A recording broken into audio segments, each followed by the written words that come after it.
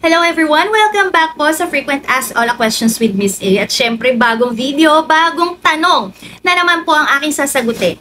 At para po sa video na to, ang tanong po ay, totoo ba ang mga banta ng mga OLA agents na passport revocation dahil sa inyong unpaid utang sa OLA?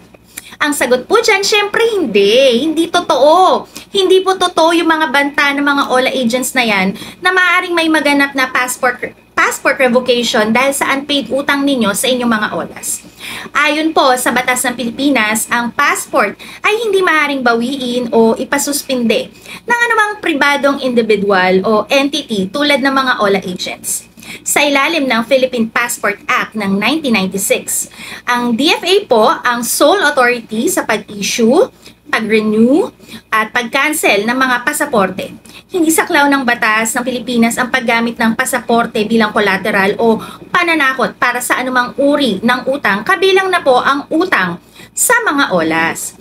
At syempre po, ang pagbawi ng pasaporte ay isang legal na proseso na maaari lamang maisagawa sa ilalim ng batas sa mga tiyak na sitwasyon katulad po ng pagkakasangkot sa mga krimen, ayan, o kaya paglabag sa mga regulations ng DFA, yan.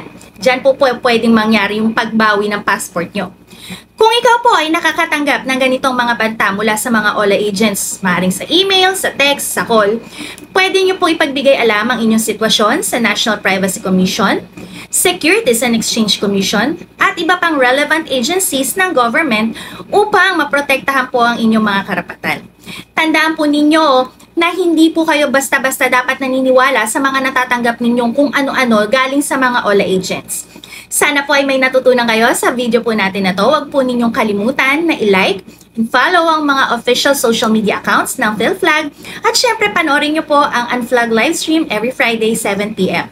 Maraming salamat po sa patuloy na pagsuporta sa Filipino Fair Loans Advocacy Group. Ako po si Miss A para sa PhilFlag.